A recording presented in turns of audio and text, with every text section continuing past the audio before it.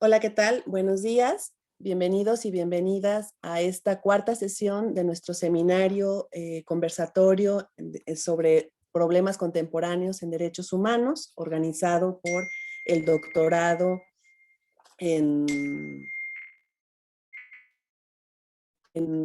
Derechos Humanos del Centro Universitario de Tonalá. Les damos la más cordial bienvenida de parte de la doctora Magnolia, quien es la coordinadora del doctorado y de quienes hacen posible que este evento se lleve a cabo. Mi nombre es Liliana Castañeda, soy la responsable del seminario y bueno, para mí es un placer que nos acompañen. Justo en este momento me comenta nuestra invitada que se fue la luz, entonces les voy a pedir un minutito de paciencia, logra volverse a conectar para dar inicio a su presentación y dar inicio justamente con su exposición. Entonces, damos un minutito. Patti, te pido, porfa, estar muy al pendiente en cuanto vuelva a solicitar la entrada la doctora Hassel, por favor. Claro que sí, doctora.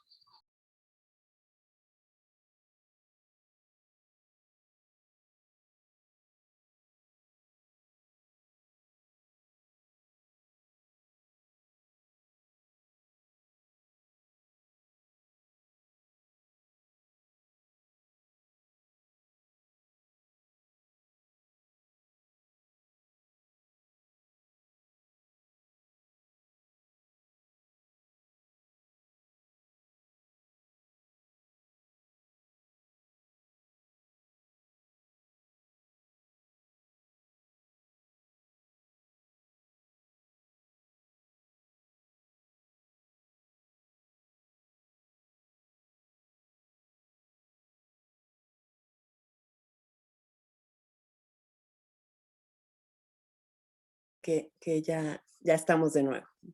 Bueno, como les decía, el día de hoy tenemos la presentación de la doctora Hassel Dávalos Chargoy. Ella nos acompaña desde Ciudad Juárez y me voy a permitir leer una breve reseña de su currículum. La doctora Hassel es licenciada en Historia de México con énfasis en los procesos sociohistóricos del norte del país en la Universidad Autónoma de Ciudad Juárez. Es maestra en investigación por el Colegio de Chihuahua y doctora en Ciencias Sociales con especialidad en Antropología Social por CIESAS Occidente. Ha investigado sobre historia del estado de Chihuahua y el desarrollo de la investigación y producción de conocimiento histórico a través de redes, grupos e instituciones. Pertenece desde su fundación al colectivo Bordeamos por la Paz de Ciudad Juárez, cuyo objetivo es acompañar a las madres que viven con la desaparición de una hija. Actualmente se dedica a investigar las formas de organización de grupos de mujeres para causas comunes, así como al quehacer de las humanidades y ciencias sociales en contextos de violencia social. Muchísimas gracias, doctora Hassel, por acompañarnos, por aceptar en sábado temprano acompañarnos en nuestro seminario. Y bueno, el título de su ponencia es El derecho a exigir justicia, interseccionalidad, violencia sistemática y maternidad como forma de movilización social ante la desaparición de una hija. Les recordamos que iniciamos con la presentación de la doctora y después habrá una sección para conversar con ella, una sección de preguntas y respuestas que pueden hacerme llegar a través del chat general y en el caso de los estudiantes del doctorado, en el chat individual directamente a mí, por favor. Y bueno, sin más preámbulo, iniciamos. Hassel, adelante. ¿Está apagado tu micrófono? Hola, perdón, es que se tuvo que reiniciar todo, se fue un segundo la luz. Nada más, te pido de favor, Liliana, si en algún momento ves que me excedo de tiempo, que me vayas marcando, por favor, ¿sí? Entonces, buenos días, les voy a presentar algunas imágenes. Me dicen, por favor, si se ve. Perfecto, ya tenemos la presentación. Entonces, buenos días, muchas gracias, Liliana, muchísimas gracias a tu institución por la invitación. De veras es un gusto pues poder compartir un poco del trabajo que he estado haciendo, ¿no?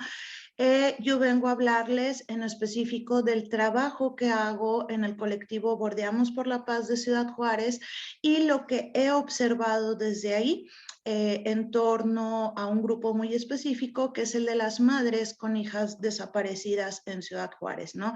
Sí me gustaría señalar primero que nada un par de aspectos. El primero es que este colectivo se estableció como un proyecto meramente ciudadano con bases totalmente horizontales en su gestión y su objetivo, como bien dijo Liliana en la presentación, es la preservación de la memoria, ¿no? Con fines de sensibilización al problema de la violencia y por eso mismo en un momento no se pretendió que tuviera alguna intención académica. Sin embargo, esto es una parte que pues también me doy cuenta cómo estamos influidos por nuestra propia formación. O sea, el núcleo de organización somos 4 mujeres que fuimos formadas en disciplinas de las humanidades. 3 somos historiadoras, 1 de educación, ¿no?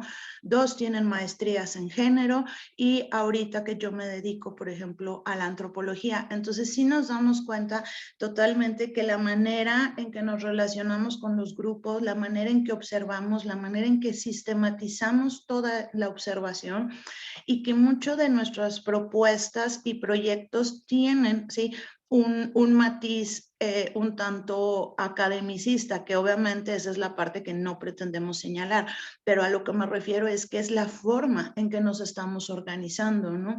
Entonces, les digo, en un principio no tenía una intención de sistematizar la información etnográficamente, pero también toda la observación, a final de cuentas, como antropóloga, es lo que he estado haciendo. Es así como una parte que no se puede separar, ¿no? Aunque a veces quisiera, es imposible, ¿no?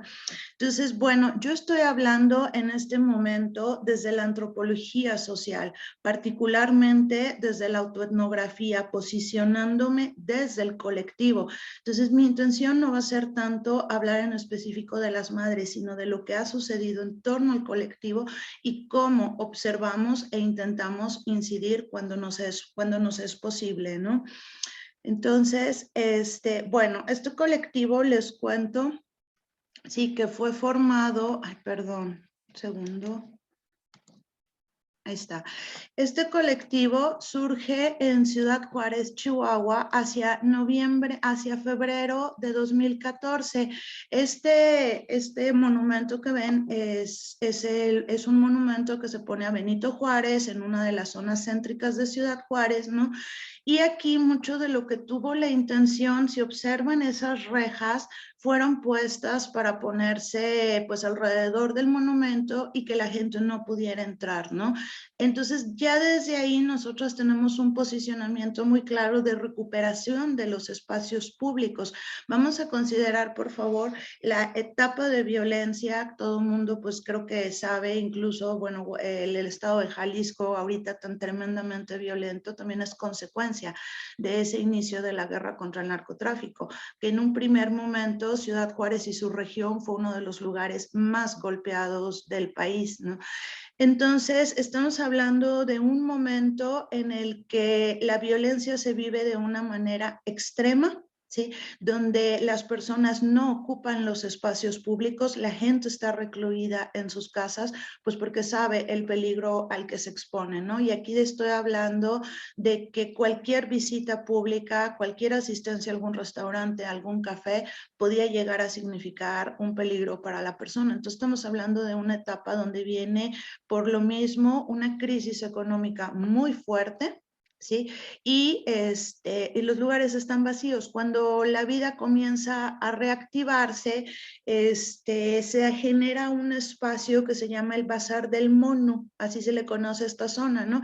Y son puros, como un pequeño tianguis de artesanías y cosas de ese tipo. Entonces, ahí fue donde iniciamos nuestras labores y colocar los pañuelos que nosotros bordamos alrededor de las rejas del monumento también implicaba ya para nosotras un posicionamiento movimiento de recuperar los espacios públicos, desde esta consideración de que no puedes pedirle a la ciudadanía que no se acerque a sus propios monumentos históricos, ¿no? Entonces, bueno, estos colectivos lo que tienen es que surgen a través, como les decía, de la guerra contra el narcotráfico. El primero de estos colectivos de bordado surge en la Ciudad de México. Se llama Fuentes Rojas. Ese colectivo tuvo como primera intención demostrar el baño de sangre de la guerra contra el narcotráfico pintando las fuentes públicas, el agua de las fuentes públicas de rojo, pero pues muy rápidamente el gobierno lo limpiaba. Entonces comenzaron a generar varias acciones como de protesta de lo que era la cantidad de personas asesinadas por esta guerra de Calderón. Y una de las acciones que más impacto comenzó a generar fue el bordado de cada uno de los casos, ¿sí?, de las personas asesinadas o víctimas de la violencia, intentando narrar su historia. Esto tenía mucho que ver con contestarle a Felipe Calderón ese discurso de víctimas colaterales, de cifras de personas, no son cifras. Entonces desde ahí parte mucho nuestro posicionamiento, decir que cada asesinato tiene nombre, es una persona que tiene una historia, ¿sí? Y incluso contrarrestar esta idea de que algunos estaban involucrados, que algunos andaban en algo. A nosotros no nos interesa, es parte de un sistema y todos somos parte de un sistema y tenemos en cierta medida responsabilidad de todo lo que sucede en esta sociedad. Entonces, este colectivo de Fuentes Rojas inicia sus labores en Ciudad de México, de ahí se expande a Guadalajara, o sea, otras mujeres toman la idea, ¿sí?, y se van reproduciendo en varios estados del país. Cuando yo tuve la oportunidad de estudiar en la ciudad de Guadalajara mi doctorado, me uní al colectivo de Guadalajara, regreso a Ciudad Juárez y comienzo a buscar a las mujeres con las que vamos a trabajar un proyecto conjunto. Entonces se va replicando, son independientes cada uno, pero se van replicando. Entonces, de aquí, por ejemplo, surge el de Sombrerete Zacatecas, de ahí surge otro el de Zacatecas, Zacatecas, de aquí surgió otro de bordado a través de una universidad en Nueva Orleans, y así se va replicando. Entonces esta parte, bueno, voy a tratar de ser un poquito más breve. En color rojo bordamos los casos de homicidio. En color verde se borda lo que son todos los casos de desaparición. Tiene que ver como con esta intención de esperanza del que se representa con el color verde. Feminicidio en color rosa. Crímenes de odio por homofobia. Toda la sección de crímenes de odio, bueno, ahorita sí aclaro que nada más hemos bordado lesbofobia, homofobia y transfobia, ¿no? Pero también no es muy común que suceda crímenes de odio por religión, por discapacidad, por condición étnica, obviamente que también existe. Y denuncia, la mayoría de los colectivos en México en color negro bordan asesinato de periodistas. Nosotros lo adaptamos a lo que es denuncia en el sistema de todas las violencias estructurales que pueden incidir en violencia directa hacia una persona. Por decir un caso que aquí fue muy sonado de una mujer que fue a parir a una institución pública, ¿sí?, y por negligencias médicas muere, ¿sí?, después de una agonía muy larga, y ver todo el sistema de estructuras donde se encubren, ¿sí?, donde por pobreza no hay otra opción para esta chica. Por ejemplo, migrantes que vienen muchas veces huyendo de la violencia de su país, de la pobreza, o sea, todo lo que se considera como un tipo de denuncia muchísimo más estructural. Este es el caso de un chavo que fue herido de gravedad, perdió 3 metros de intestino, por ejemplo, a causa del ataque que le hicieron los militares. Mucho de lo que nosotros trabajamos es a través de vincularnos con otros grupos, con otros colectivos, y más que nada tiene la intención, más que de generar tantos pañuelos, sí, porque son ya muchísimos con los que contamos, la intención es involucrar a más personas, ¿no? Tratar de sensibilizar, yo creo que ese es nuestro principal objetivo, hacerle frente a esta indolencia que es tan común, pues, o sea, ese intentar alejarse del dolor ajeno, de minimizarlo o no tomar conciencia. Ese es principalmente el objetivo de involucrar a tantas personas. Entonces, por ejemplo, este proyecto de los estudiantes de la Universidad de Tulane en Nueva Orleans fue por una de sus docentes que en la clase de problemas latinoamericanos hacía jornadas de bordado. Entonces les pasábamos los casos a abordar a los chicos, ellos lo traducían al inglés, va de regreso al español, ¿no? Y en las discusiones de problemas socioeconómicos y culturales latinoamericanos empezaban a abordar. Entonces, bueno, ese es un ejemplo. Una de las actividades que, por ejemplo, nos permitió tener mucha difusión aquí fue un proyecto que se llamó Safari en Juárez, que se realizó en 2016, que era una obra de teatro interactiva, pero era parte de lo que nos permitía empezar a vincularnos con muchos otros sectores de Ciudad Juárez, y aquí comenzamos también a recibir muchísimo testimonio directo.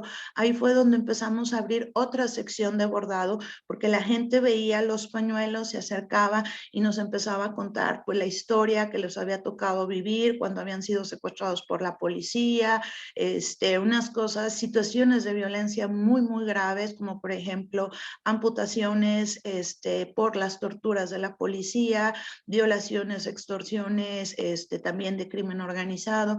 Entonces la gente viene, narra su testimonio, ¿sí? Y entonces ahora ya no estamos transcribiendo casos nada más, sino son hechos directos. A lo mejor alguien más lo va a abordar, pero ahí se habla en primera persona. Entonces empieza a cambiar mucho también, ¿sí? Lo que estamos haciendo. Bueno, esa es una de las cosas que a lo mejor no les precisé poquito. En un principio, los casos que nosotras bordábamos los tomábamos de otro colectivo, un colectivo que trabajó durante algunos años, ahorita ya no es tan activo, que se llamaba Menos Días Aquí. Y ese colectivo pues tenía una labor durísima, que era contar todos los casos de homicidios, ¿sí?, en el país durante la guerra contra el narcotráfico. Entonces se formó una base de datos de la cual los diferentes colectivos de bordado que estaban en el país y también en el extranjero, porque en esa época, les estoy hablando 2012 a 2015 más o menos, hubo muchos colectivos en el extranjero, en Holanda, en Francia, en Japón, en Estados Unidos, en Canadá, en España, y que bordaban para México y luego se los enviaban a algún colectivo o los exponían ellos. Pero entonces, esta base de datos de Menos Días Aquí nutrió mucho de información a todos estos colectivos. Entonces, en un inicio empezamos nosotros a trabajar con los casos que tomábamos de ahí, pero también precisamente por ser Ciudad Juárez, cada vez que exponíamos, la gente llegaba y te contaba una historia. Entonces ahí empezamos a hacer la labor de transcripción inmediata de la gente que nos contaba los casos para abordar directamente. Y estos pañuelos a mí me parecen que traen una carga de emocionalidad todavía más fuerte, porque estamos hablando de que la gente muchas veces deja un mensaje específico, ¿sí?, para su tío, su sobrino, la hermana, la amiga que fue desaparecida. Me llamaba mucho la atención cuando la policía se llegaba a acercar para pedir, por ejemplo, que fuera bordado algún pañuelo para algún compañero, alguna compañera, víctima también de la violencia. Entonces, generalmente esos pañuelos traen pequeños mensajes, o sea, se describe el caso igual que los demás, pero traen unas pequeñas líneas que la persona le dedica a la víctima. Entonces, como les decía, tratamos de vincularnos muchísimo, tenemos la fortuna de que recibimos muchísimas invitaciones, ¿no? Esta fue una jornada muy especial que les quería mostrar porque fue con unos estudiantes de la escuela preparatoria Agustín Pro y fue un caso muy interesante para nosotros porque, bueno, para empezar, eran muchísimos muchachos de grupos de prepa, desde cómo le hacíamos para organizar cuando eran tantísimos. Entonces aquí lo que hicimos es poner casos de desaparición. Ahorita les voy a platicar un poquito más del proyecto que trabajamos específicamente de lo que es desaparición de mujeres, ¿no? Entonces, bueno, pusimos los casos de desaparición con los que trabajamos directamente, iban a faltar más casos y decidimos meter 3 casos de feminicidio con los cuales tenemos contacto directo con las mamás. La intención era que los chicos se dividían en grupitos y entre cuatro chicos o chicas bordaban un caso, entre los 4 se iban a hacer un pañuelo. Entonces vamos a esta preparatoria y fue muy impactante. Nosotras no sabíamos que uno de los casos de feminicidio, la chica había estado en esa preparatoria, Idalí Huache.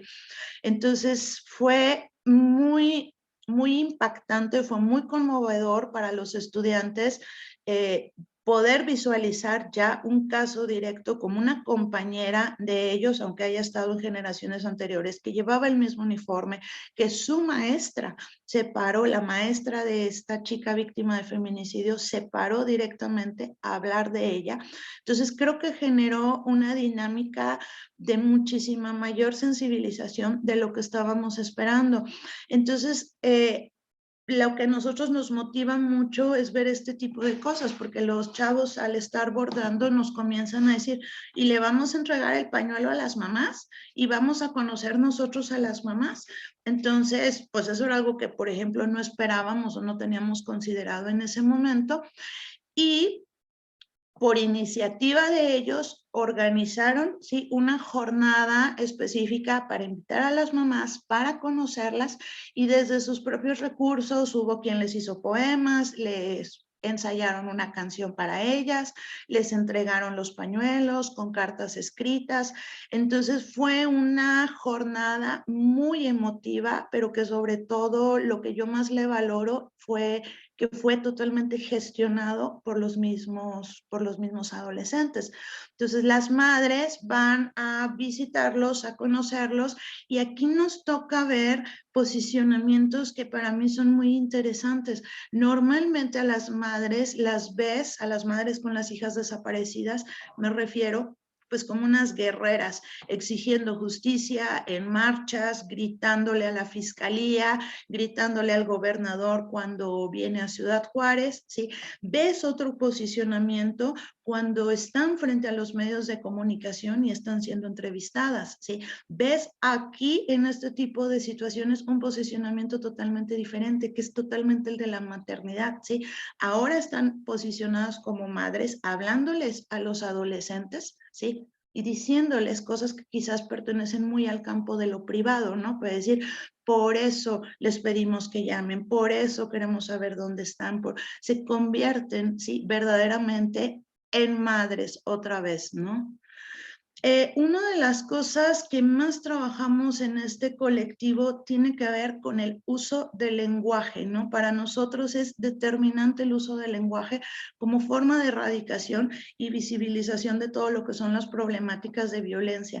Entonces, cada vez que encontramos en medios de comunicación o en pesquisas oficiales, por ejemplo, este es un caso que pongo de ejemplo, ¿sí? Es muy común que encontremos inconsistencias, ¿sí? O errores que minimizan el problema. Por ejemplo, Silvia Arce, que se extravió, ¿sí? Entonces nosotros hacemos mucho énfasis en que no se extravió, ¿sí? Está desaparecida, fue desaparecida.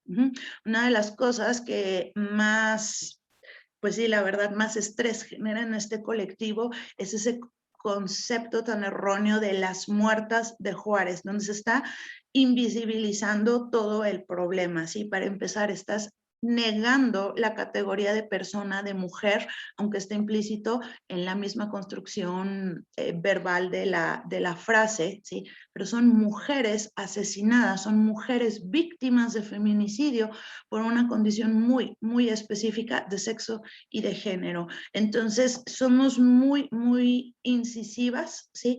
En que desde el lenguaje estamos visibilizando la violencia o generando aún más violencia. Entonces trabajamos mucho desde esa clase de posicionamientos. O sea, aquí les transcribo nada más otro ejemplo de lo que normalmente publicamos en nuestra página, ¿no? No hablamos de extraviadas, no es correcto, ¿sí? Hay que cambiar los discursos para verdaderamente generar conciencia del problema.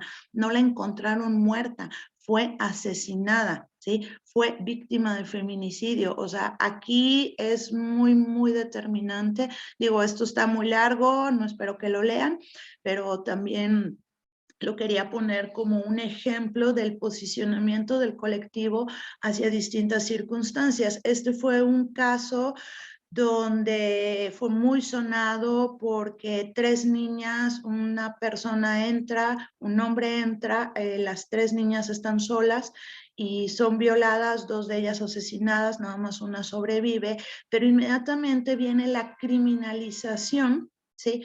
Hacia los padres. ¿Dónde estaban los padres? Pues los padres están trabajando en el tercer turno de la maquiladora, ¿sí? Por eso las niñas se encontraban solas en casa. Y empieza toda una criminalización de que no pueden estar solas, de que cómo las puedes, cómo es posible que trabajes en tercer turno. Pues son las necesidades de las personas, ¿sí? Entonces, desde ahí es tratar, discúlpenme.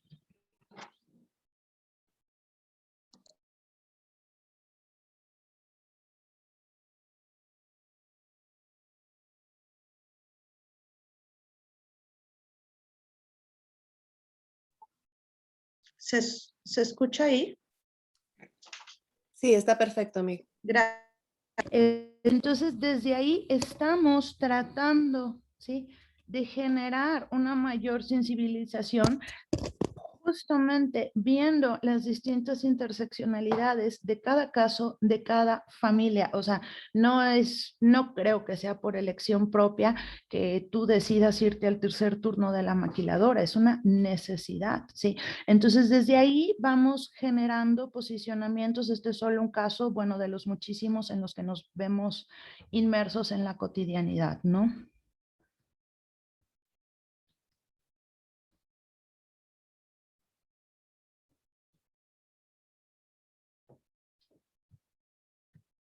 Ay, se me trabó, ahí está, ¿sí? Este es otro caso nada más para mencionarles, les digo, no espero que lo lean, nada más como ejemplo. Hubo un intento de hacer, por ejemplo, una campaña para cambiar la imagen hacia el exterior, ¿sí?, de Ciudad Juárez, donde nada más se habla de la leyenda negra de las muertas de Juárez, ¿sí?, y donde se buscaba mostrar los rostros de mujeres en ascenso. Vaya usted a saber qué significa ascenso, pero entonces frente a este tipo de cosas es frente a las que intentamos nosotras generar, reconstruir otro discurso, ¿sí? No estás solucionando el problema, estás ocultándolo, ¿sí? Pero además con recursos públicos, con recursos del erario, cuando tienes a grupos de personas, generalmente van a ser madres de familias exigiendo justicia, ¿no?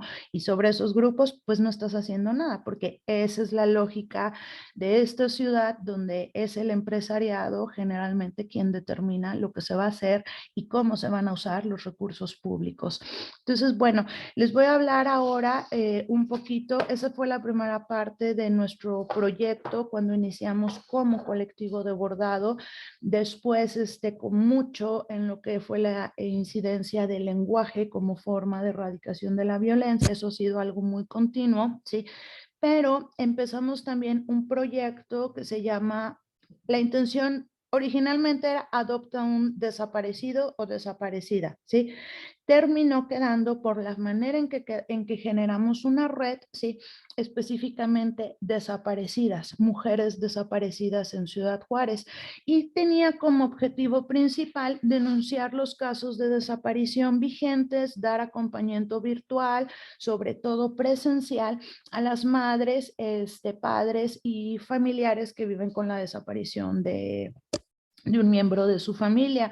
Aquí lo que se hizo fue que tomamos 13 casos de mujeres desaparecidas en Ciudad Juárez y se intentó hacerles una red de acompañantes. Esto surge mucho de ver que en sus actividades estaban muy solas las madres. A mí me tocó ir, por ejemplo, a una misa de cumpleaños de una de las mujeres desaparecidas y nada más se encontraba la mamá, ¿sí? Acompañada de otras 4 mamás que viven en la misma situación. Esto era muy común. Entonces, de ahí surge establecer una red que las acompañara. Entonces, como son tantísimos los casos, nosotros nada más tomamos 13, que es de un grupo muy específico que se llama Madres de Fe, ¿sí? Lo que hicimos fue asignarles un adoptante. Ellas cariñosamente decían que somos sus padrinos o que somos sus madrinas. Entonces, si la gente se involucraba del extranjero, a esta mamá le falta uno que esté fuera del país, y se lo poníamos. Esta mamá le faltan bases de apoyo en Ciudad Juárez. Llegó, por ejemplo, un grupo muy fuerte de Guadalajara que además tuvo mucho empuje, ¿sí? Le asignábamos uno a cada una. Entonces, tratábamos, ¿sí?, de que se les estableciera un núcleo de apoyo para la difusión de lo que son de sus casos, y los que estuvieran aquí en Ciudad Juárez, pues que mínimo, si no te puedes unir a todas las actividades, si tú no puedes ir a apoyar todos los casos, tienes el compromiso con la mamá que tú adoptaste directamente, y ese compromiso significa sobre todo conocer la historia de la hija, ayudarla a difundir. Muchas madres, si es el cumpleaños de la chica, hacen un pastel, aunque esté ausente, hacen un pastel, globos, ¿sí? Entonces, bueno, yo le ayudo con la servilleta, señora, yo voy, o que quiere hacer una caminata, que quiere llevar flores a la Virgen, al mural donde está pintado la hija. Entonces, las acompañábamos, pero para nosotros en aquel momento tuvimos la oportunidad, ¿sí?, de que se generara un proyecto, pero que nos pareció que podía caer en mucho elitismo, ¿sí? Porque era involucrar nuevamente, ¿sí?, a sectores empresariales, y esa en ningún momento era nuestra intención. Lo que nosotros queríamos es que fuera un proyecto absolutamente incluyente, ¿sí?, que no le costara dinero a la persona, pero tampoco íbamos a permitir que hubiera incidencia de otros sectores. Entonces, si lo único que tienes es una hoja de papel para decir que tú te sumas a la búsqueda, con eso, ¿sí? Y entonces comenzamos a recibir muchísimas fotografías de personas que se solidarizaban diciendo que buscan a tal persona, o que se presentaban a las actividades de la mamá. Entonces, aquí la mujer, por ejemplo, la que está en medio, ¿sí?, es una adoptante del caso de Claudia Antonia, y lo que nos dimos cuenta es el vínculo tan fuerte que se puede lograr formar, el compromiso que se asume cuando verdaderamente conoces a la familia, cuando verdaderamente conoces el caso, hay un vínculo y se forma una conexión fuertísima. Aquí, por ejemplo, las mujeres que están en medio, la alta es una adoptante, la más bajita es hermana de una mujer desaparecida, Claudia Antonia, y se conocieron en una misa en la Catedral de Ciudad Juárez, pero fue muy conmovedor para ellas, por eso se ven llorosas en la foto, ¿sí? Y se formó un vínculo tan fuerte que al día de hoy, mucho tiempo, aunque no estemos trabajando ya tan directamente este proyecto en específico, sí, se sigue compartiendo la pesquisa de Claudia Antonia por parte de su adoptante, y se forman vínculos mucho más personales. Acá tenemos otra mamá que está conociendo a su adoptante, Paco, un chico de sociología, donde también se formó un vínculo muy, muy fuerte, ¿no? Entonces, como empezamos a recibir mucho apoyo de personas que estaban en el extranjero, nos hacían incluso favor de cambiar las pesquisas, de traducir las pesquisas para poder difundirlas en sus países de origen. Entonces, por ejemplo, el caso de Nancy Beth tenía una adoptante en Brasil, la tradujo al portugués, se hace su pesquisa y se empieza a reproducir. Tenía también una adoptante de Polonia y empezaba a difundir. Entonces, para aquí esto se hace en dos sentidos. Para las madres es verdaderamente importante que se difunda el rostro de su hija. Ellas parten de que alguien tiene que saber dónde está en algún lugar del mundo, ¿sí? Y nosotros entendemos que además de que eso es lo que la madre necesita, estamos apoyando a la difusión. Posiblemente Nancy Beth no se encuentre en Polonia, ¿sí? Pero estamos denunciando y denunciando y denunciando que es un problema que no ha tenido ninguna solución y que sigue sucediendo, ¿sí? Entonces, bueno, buscábamos, aunque fuera de manera virtual, mantener muy en activo la denuncia para poder dar a conocer los casos de cada una de las adoptadas, mujeres desaparecidas. Entonces, por ejemplo, se unían así las fotografías, intentando hacer collage cuando nos llegaban varias. Por ejemplo, el colectivo Fuentes Rojas, el que les decía de Ciudad de México, sí, fue el que apoyó el caso de Luz Angélica. Ese es el caso, yo como parte de la organización, bueno, conozco todos los casos, pero el que yo adopté directamente es el de Luz Angélica. Entonces yo trabajo directamente con la señora Luz, madre de Luz Angélica, ¿sí? Entonces, por ejemplo, nos mandaron desde Costa Rica, el otro es el bordado de los de Fuentes Rojas, nos mandaron, por ejemplo, de Tamaulipas, y así vamos uniendo las fotografías que son como una muestra de apoyo hacia las madres, ¿no? Existen, por ejemplo, cuestiones así donde se da un apoyo muy específico, generalmente tiene que ver cuando es el aniversario de desaparición, cuando es el cumpleaños de una de las mujeres desaparecidas, y vamos sumando fotos, ¿no? Este es el cumpleaños de Jocelyn, una de las muchachas que tenemos adoptadas. Entonces, más que nada esa era la intención, dar un acompañamiento directo a las madres. Buscamos sobre todo que se sumen, pedir apoyo a colectivos que también trabajan en preservación de la memoria u otros colectivos de bordado, que les digo ahorita ya son pocos los que están en activo, ¿no? Estas Huellas de la Memoria, si no lo conocen, les sugiero que lo busquen. Tiene un proyecto muy interesante, ¿sí? De recuperación de las historias también de los buscadores, ¿no? Entonces son huellas pintadas en papel, pero dando cuenta que son los zapatos con los que caminan en la búsqueda, y ahí ponen todos los datos de la persona desaparecida, lo que el buscador quiere decir, y lo pintan sobre papel. Es muy interesante ese proyecto, me se hace muy bonito, ¿sí? Por ejemplo, desde Puerto Rico, que nos empezaron a llegar, no es muy buena la foto, pero bueno, se me hace significativa, ¿no? Que se sumen desde otros países a mandar una muestra de apoyo. Este es un grupo de secundaria, preparatoria, no sé, de Puerto Rico, que se sumó en apoyo a un caso específico, el de Janet Paola, ¿no?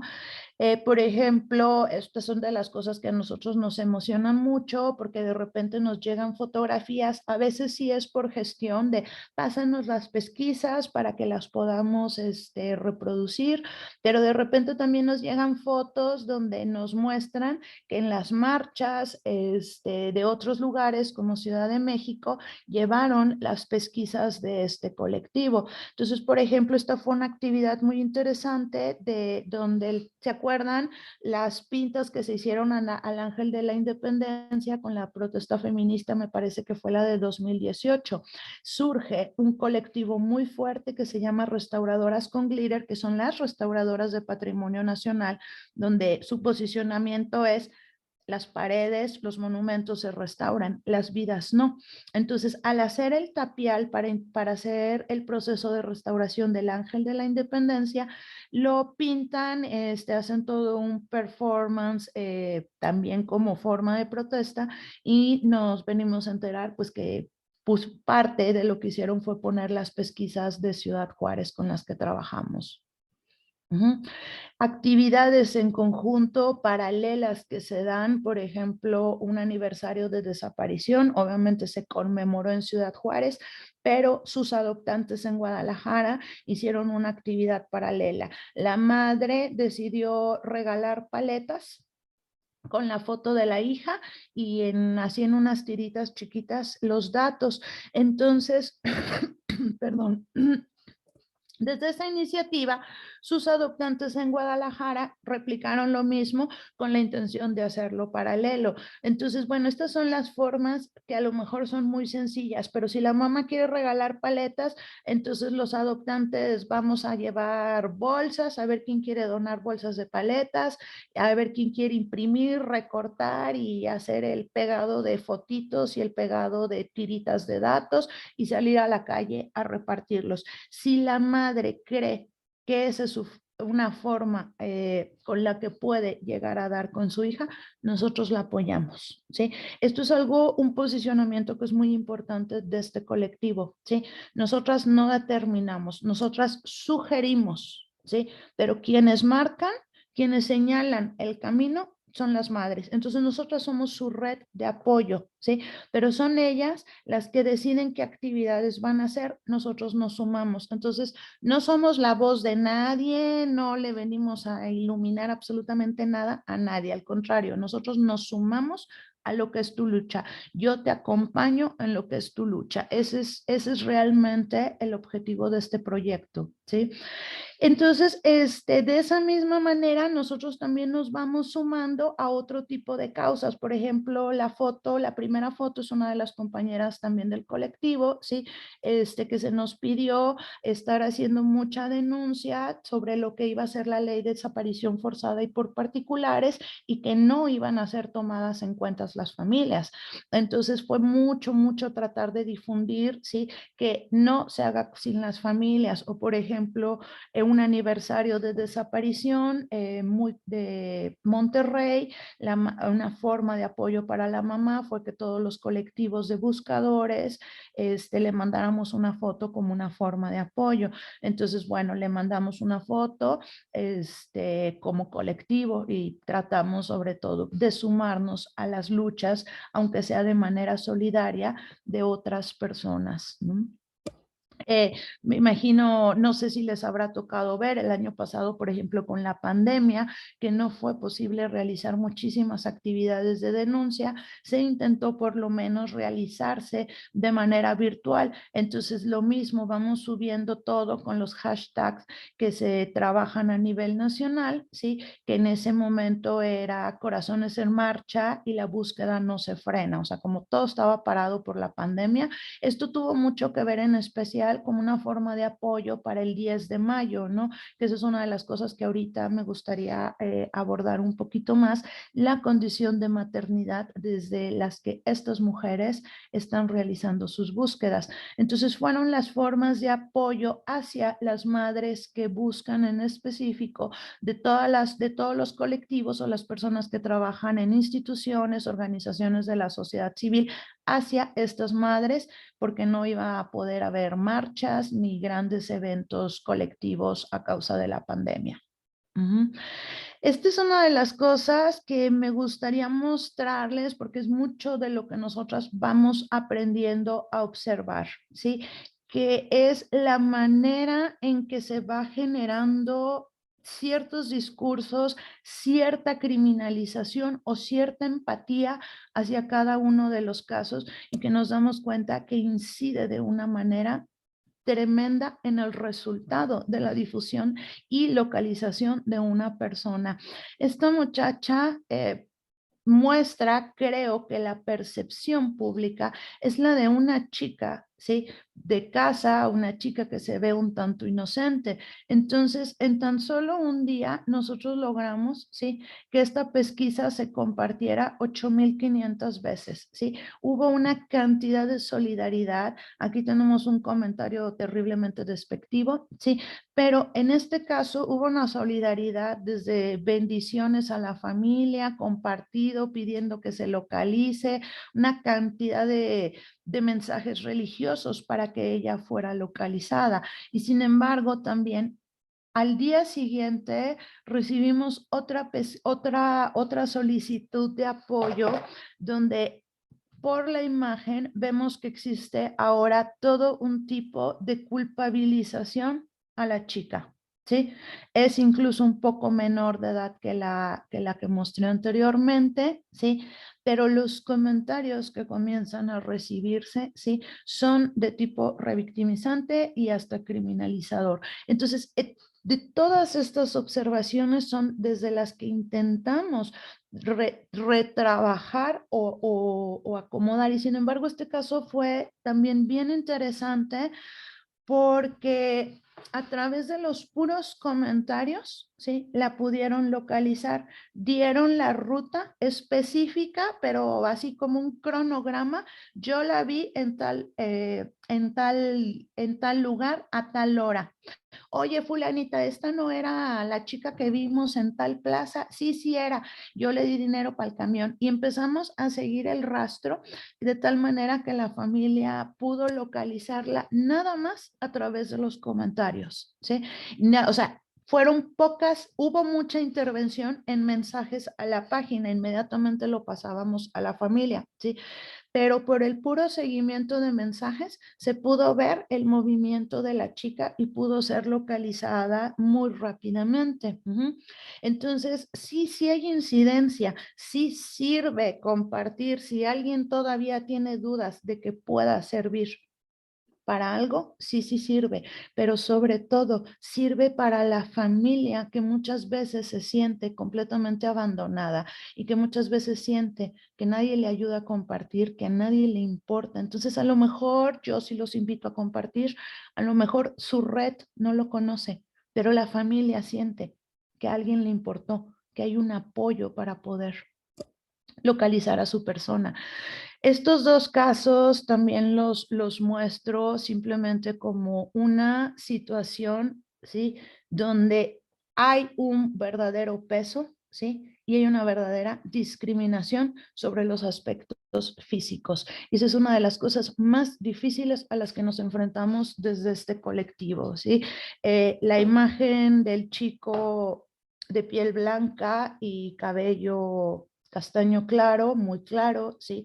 De traje fue impresionantemente compartida.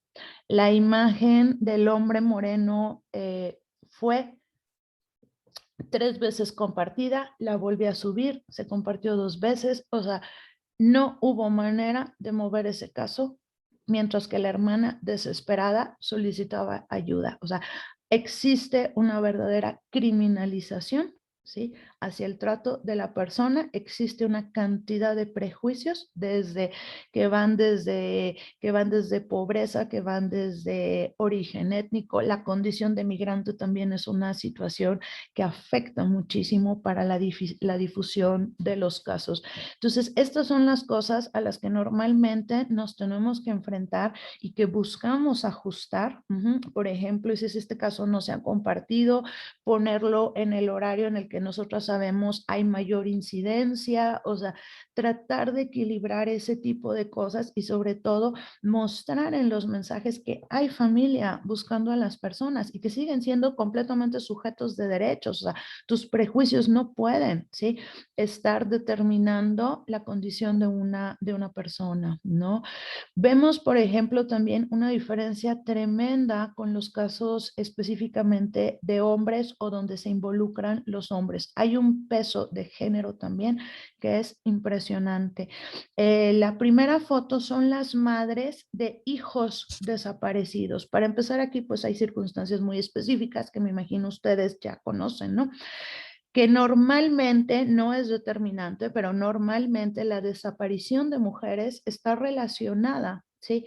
Con redes de explotación sexual y normalmente tampoco es condición única o exclusiva la de hombres con crimen organizado o con desaparición forzada, es decir, la de las autoridades o servidores públicos.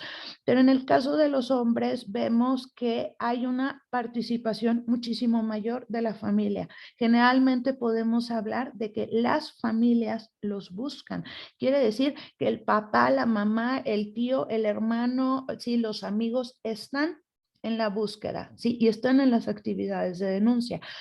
En el caso de las mujeres, podemos decir que son las mamás, a veces alguna hermana, ¿sí? No vemos que se dé una participación del núcleo familiar en la búsqueda. Entonces, desde ahí están trabajando muy solas las madres que las están buscando. Por eso hay también esta asociación tan clara de que son las mamás, no las familias, ¿sí? A diferencia de los grupos de hombres. Y, por ejemplo, este señor es uno de los adoptados que también nos llama mucho la atención precisamente por la situación. Es el único papá. Es un grupo de madres que buscan a sus hijas y él es el papá que está buscando a su hija y él es el único. Esto es un caso muy distinto porque la familia no se ha involucrado, solamente el señor está buscando a su hija. Pero también nos permite observar que cuando son las madres las que están en búsqueda, termina olvidándose, termina convirtiéndose hasta en parte de una decoración del centro histórico de Ciudad Juárez, ¿sí? Pero cuando es un hombre, un papá, ¿sí? Entonces inmediatamente comienzan las cámaras, comienza la ayuda, comienza la difusión, o sea, hay un trato diferenciado, ¿sí? Tanto en la persona desaparecida por cuestión de género, como en los buscadores también por cuestión de género, ¿sí? Esta es parte de las actividades a las que nos hemos sumado y que también, bueno, nos genera un entendimiento completamente distinto, ¿sí? Cuando dejas de ser un observador, cuando dejas de ver meramente las noticias, ¿sí? O de ver las pesquisas ahí en tu Facebook, ¿sí? Y que te sumas es decir, que ahora vas a ser un participante, créanme que el entendimiento es totalmente diferente, ¿sí? Entonces aquí, por ejemplo, esta fue una jornada de pegado de pesquisas por Ciudad Juárez y nosotros nos sumamos con las mamás a ir a pegarlas, pues, por donde se pudiera y donde nos lo permitieran, ¿sí? Pero ese acto de ir caminando, ¿sí? Y ir haciendo el trabajo también va a generar, ¿sí? Les digo, otro entendimiento completamente distinto. Yo cada vez que estoy en estas actividades porto una camiseta que es la imagen de mi adoptada y que dice una de las consignas, que es la de hija, escucha, tu madre está en la lucha. Entonces muchas veces piensan que yo soy una de las madres. Entonces he recibido desde bendiciones, ¿sí? Hasta insultos gravísimos, ¿sí? Que si a mí me afectan, no me puedo imaginar qué puede sentir una madre cuando te gritan desde la calle: a tu hija la desaparecieron por puta. ¿Dónde estabas para que se la hayan llevado?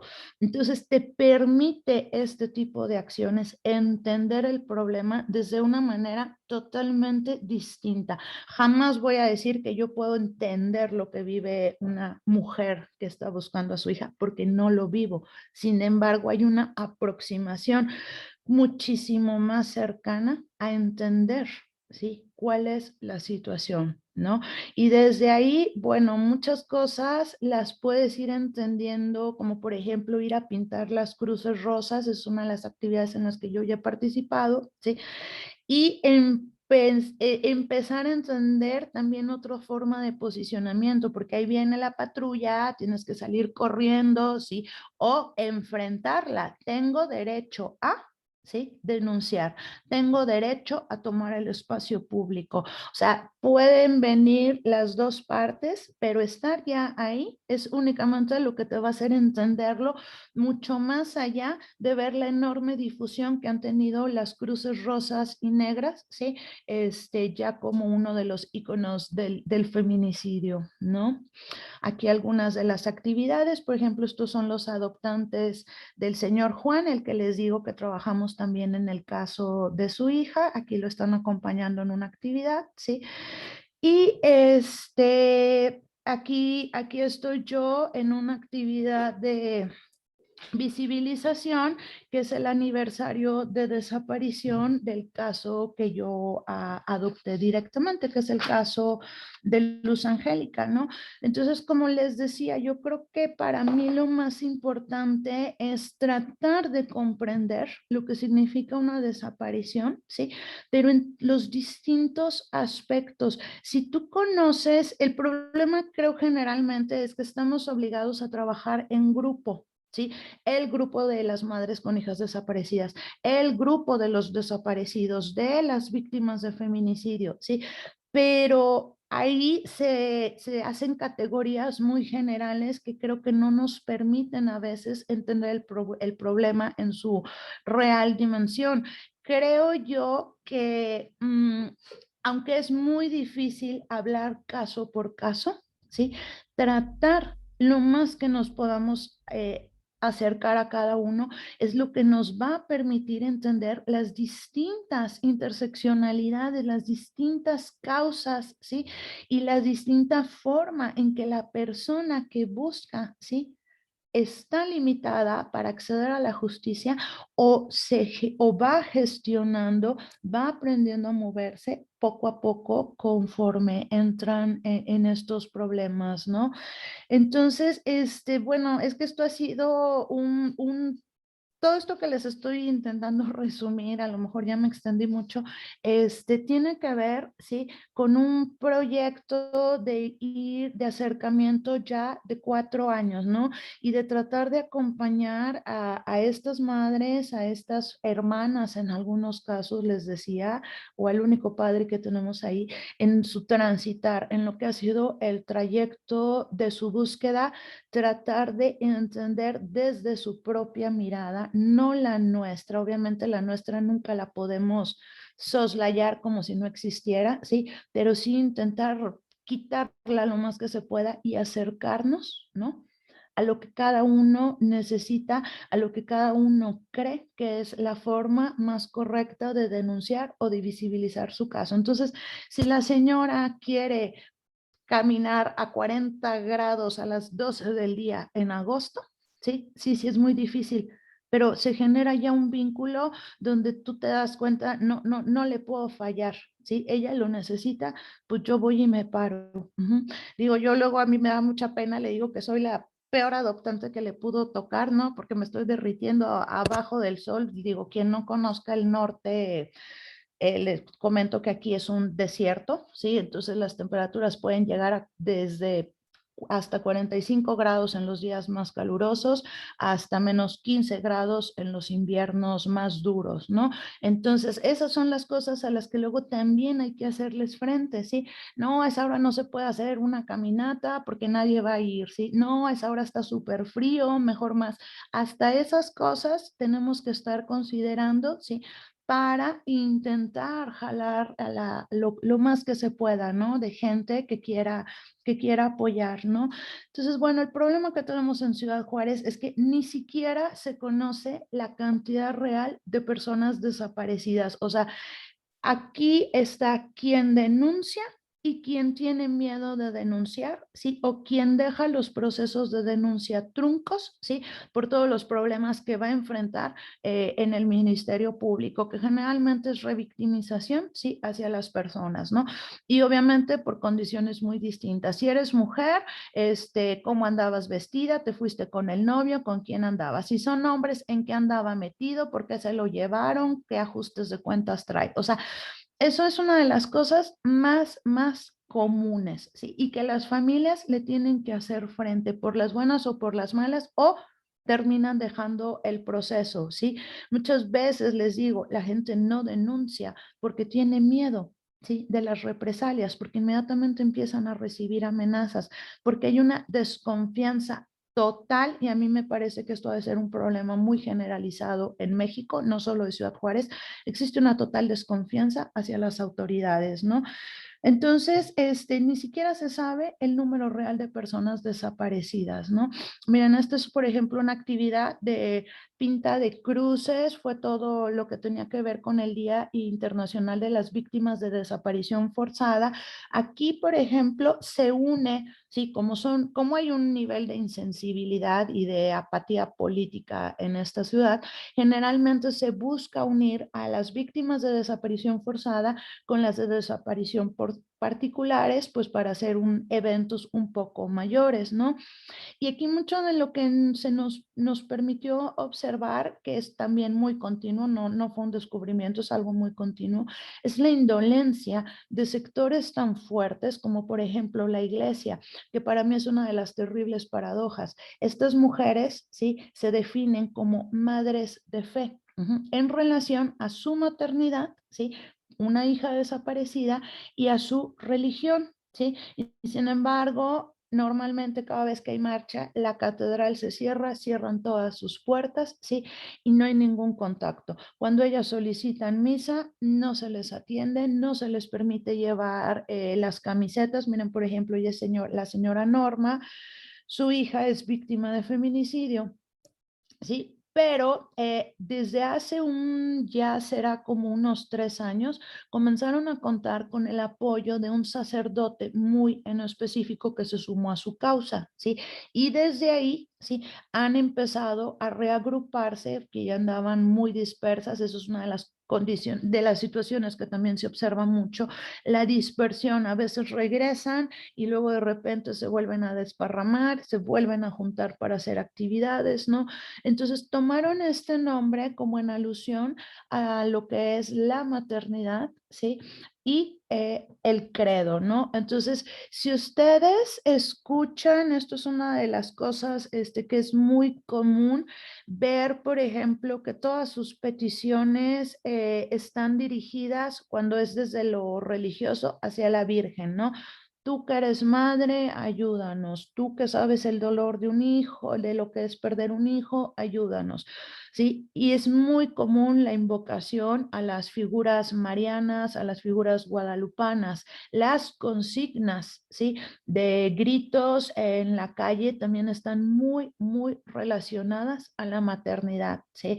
De hija, escucha, tu madre está en la lucha, ¿sí? Las madres de Juárez marcan el camino. O sea, son muchísimas consignas, pero que siempre van a estar relacionadas desde esa condición de maternidad. Y una de las cosas que tiene este grupo, que es muy importante también señalar, es que la búsqueda es en vida. ¿Sí? A diferencia de otros colectivos, me imagino habrán conocido sobre todo los de Sinaloa, los de las rastreadoras, las buscadoras, colectivo Solecito de Veracruz, ¿sí? Son grupos de madres que están buscando a sus hijos o a sus hijas desaparecidos en fosas clandestinas, ¿sí? Y que también han empezado a hacer una cantidad de gestiones impresionantes, como aprender a bucear, porque les han dicho pues que hay una cantidad de personas adentro de las presas o de los lagos, ¿sí?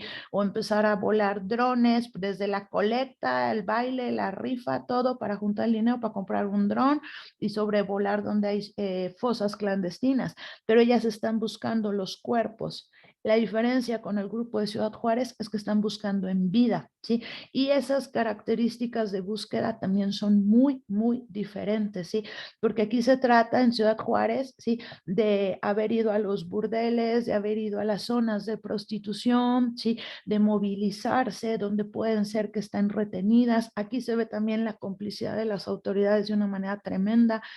Cuando hay pistas muy serias de lo que son casas de prostitución, tardan 3 meses en hacer la redada, entonces obviamente cuando llegan están completamente vacías, ¿no? Una de las cosas que ellas también han reportado mucho, porque todas las investigaciones, ahí sí cabe decir, son por su propia cuenta. No hay realmente un sistema de búsqueda, o sea, no se ha implementado aquí. ¿Sí? Y las pocas pistas que hay son porque ellas mismas las consiguen. Entonces es muy común también que ellas reporten, ¿sí?, que fueron a llevar fotografías, mensajes que les llegaron, ¿sí?, y que les roban el celular, ¿no? O que llegan personas y que directamente dicen, estas mujeres están en tal lugar, están en Ojinaga, ¿sí? Y que no hacen nada, que no toman la declaración. Entonces, Sabemos, sí, que hay una complicidad, sí, en muchísimos niveles. Lo muy poco que han podido llegar a hacer también se debe a los ministeriales que sí quieren trabajar y que muchas veces les dicen cómo acortar el camino, sí. No haga eso, señora, porque va a tardar 3 meses. Mejor vaya por acá, brinques ese paso. O sea, quien realmente quiere apoyar, a veces les ayuda a cortar los trámites burocráticos, ¿no? Bueno, otra de los eventos de acompañamiento de las madres, ¿no? Aquí yo creo que una de las cosas que me gustaría nada más explicarles ya para ir cerrando, por ejemplo, ¿sí? Es que la maternidad se politizó. Ya no estamos hablando de mujeres que están en el ámbito de lo privado, ¿sí? Comienzan a generar este discurso de acción, de búsqueda, de exigencia de justicia, pero como les digo, siempre en el referente de la maternidad, ¿sí? Y que desde ahí comienzan a tomar los micrófonos. Esto se da realmente, sí, es un proceso, pero que a ellas les llegó de un día para otro. Hoy desaparecieron a mi hija, no la encuentro, ¿sí? Y comenzar a aprender a hablar a los micrófonos, comenzar a saber cómo dirigirse a las autoridades, cuáles son los mecanismos de denuncia, cómo puedo yo hacer, ¿sí? Que venga una rueda de prensa cuando tengo yo algo que decir. O sea, comienza, ¿sí? A aprender sobre el camino, sobre lo que es la marcha y comienzan a tomar el espacio público. Es interesantísimo ver cómo se convierten, ¿sí? En las que detienen el tráfico, en las que detienen al camión público para pedirle que se lleve a toda la gente de la marcha a la fiscalía, ¿sí? Son las que comienzan a detener el tráfico, son las que comienzan a detener las patrullas porque a mí me vas a dejar pasar, ¿no? Entonces, sí, existe un proceso que yo creo que ahorita ya se puede observar aquí mucho, que es de la gestión, bueno, así lo llamo yo, de la gestión a la autogestión. Cuando las instituciones te ayudan a gestionar, ¿sí? Tu denuncia, pero luego cuando tú autogestionas, ¿sí? Tus propios espacios y tus propios mecanismos de visibilización y de denuncia. Aquí, por ejemplo, a una institución les puso un espacio para que ellas, y les dio la idea, hagan una exposición fotográfica completamente de ustedes. Elijan lo que quieren hacer, las fotos que quieran presentar y ustedes explican, pero todavía hay gestión, ¿sí? Aunque es como háganlo ya ustedes. Entonces aquí están en la inauguración de su exposición fotográfica, explicándole a las personas, a los medios. Y luego comienzas a ver los procesos de autogestión, ¿sí? Quiero hacer un mural, entonces van a ver qué se necesita, quién me ayuda, quién pinta, cómo le hago para que me den permiso en una escuela, en una iglesia, en una barda, de poner los murales para la memoria de mi hija. Entonces, bueno, nada más cerrando un poco ya con esto, creo que el posicionamiento tiene que ser seguir el camino que ellos trazan. Yo ahí sí los invitaría, de ser posible, a que se unan a cualquier actividad colectiva, o sea, que no veamos nada más desde lo institucional, que no veamos meramente desde los reglamentos, las leyes, las políticas públicas. Cuando conoces verdaderamente los casos, ¿sí? Es cuando se puede generar otro tipo de incidencia, otro tipo, ¿sí? De política pública que pueda ser mucho más acertada. Quienes estamos en el espacio académico, quienes está en el aspecto jurídico, perdón, sí, necesita conocer verdaderamente, ¿sí? Cada caso, ¿sí? Aproximarse, tener una cercanía muchísimo mayor. Entonces, bueno, esto ha sido nuestro trabajo directamente con desaparecidos, con familias que buscan a sus mujeres desaparecidas, y cerrando nuevamente con el colectivo, pues ahorita, por ejemplo, estamos haciendo un proyecto también por la pandemia que se llama Desde Casa Yo Te Bordo, ¿sí? Y la intención de esto fue lanzar una convocatoria. Por cierto, si alguien está interesado, me encantaría que se sumara. Lanzamos una convocatoria para hacer la manta del feminicidio. Tomamos los casos de también anuncio porque vale la pena verlo, ¿sí? El mapa, ellas tienen nombre, es el mapa de los feminicidios de Ciudad Juárez, es una cartografía, ¿sí? Año por año, ¿sí? Donde se van localizando dónde fueron ubicadas las mujeres, ¿sí? Y sus historias. Entonces, lo que nosotros estamos haciendo es tomar esos casos, ¿sí? Y repartirlos a quien se quiera sumar. Entonces, ahorita hemos tenido, bueno, una convocatoria impresionante, sumamente incluyente, porque se ha sumado familias enteras, se han sumado juezas de la Suprema Corte de Justicia de la Nación. Estamos todavía en proyecto, no lo hemos cuajado todavía. Nos escribió la directora del Penal 16 de Morelos, donde se van a sumar las presas a abordar. Tenemos activistas, tenemos políticas, tenemos biólogas, tenemos ambientalistas, o sea, son de las cosas que nos entusiasman mucho porque se empiezan a generar proyectos que nosotros llamamos de comunidad, ¿no? Para nosotros es sumamente mantener esa pluralidad, esa diversidad, ¿no? Tenemos una comunidad de religiosas teresianas de Guadalajara precisamente que se sumaron todas al bordado. Entonces imagínense la cantidad de manos, estamos muy entusiasmados, pues todavía hay muchos casos que repartir porque desafortunadamente, ¿sí? Ciudad Juárez es uno de los lugares, ¿sí? Donde mayor número de feminicidios tenemos. Y ojo también con esto, ¿eh? Yo no creo que sea exclusivo. Creo que la diferencia está en que fue de los primeros lugares que se organizaron las mujeres para la denuncia. Sí, que es distinto, no que no existan en otros lugares, ¿no? Pero entonces, precisamente por eso, bueno, la cantidad es impresionante. Hemos tenido una convocatoria enorme y aún así, apenas vamos en el año 2000. ¿Sí? Entonces, imagínense, nos quedan todavía 20 años más de feminicidios que repartir. Entonces, encantado si alguien se quiere sumar, les aprovecho para decir, ¿no? Y bueno, cierro esta presentación de lo que ha sido el trabajo del colectivo, ¿sí?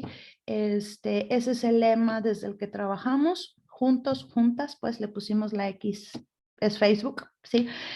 Juntos somos más, juntos somos comunidad, ¿no? Esa es la intención, juntarnos para verdaderamente hacer bases comunitarias, ¿no?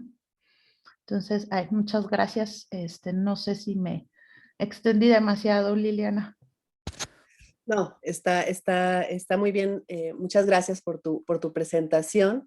Digo, mucho que podríamos comentar, ¿no? Primero, digamos, la potencia que tiene en la actividad ciudadana, ¿no? Desde el acompañamiento feminista para visibilizar cosas, y me parece a mí algo importantísimo, sobre todo para quienes vivimos en una situación de privilegio y que afortunadamente no hemos tenido cercano ese tipo de casos, pero que eso no implica que no existan y que no tengas un deber ciudadano en torno a lo que está pasando en tu comunidad, en tu país, en tu ciudad.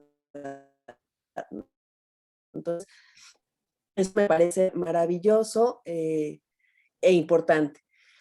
Otra cosa que me recordó mucho tu exposición, Hassel, es la posibilidad que tienen las mujeres de hacer cosas hermosas a pesar del dolor y del sufrimiento, ¿no? Es decir, recordé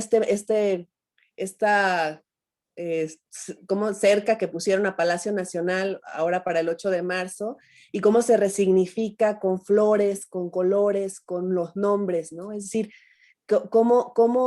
cómo realmente es un activismo y una política desde el corazón, ¿no? Que puede sonar cursi como quieran, pero son otras formas de expresar y de demandar atención y de demandar una justicia que ha sido negada cuando piensas sobre todo en mujeres en términos interseccionales, ¿no? Indígenas, sin educación, en zonas periféricas, etcétera. Entonces, me parece que es algo muy, muy interesante, que no todos entienden, pero que es muy importante señalar.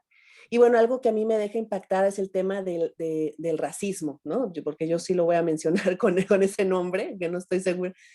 o sea, cómo desde la selección de cuáles casos compartimos desde nuestras redes, estamos haciendo una selección de cuáles vidas valen más que otras, cuáles cuerpos valen más que otras, cuáles familias valen más que otras, ¿no? Entonces, y yo rápidamente hacía un recuento de mi propio Facebook, ¿no? De quienes comparten, de las características de la gente que comparte alrededor mía, excepto tú, ¿no? O sea, y por supuesto están personas blancas, ¿no? Digamos, con poses en las fotografías que se ajustan a los mandatos de género de las buenas niñas o de los buenos niños, ¿no? De familia.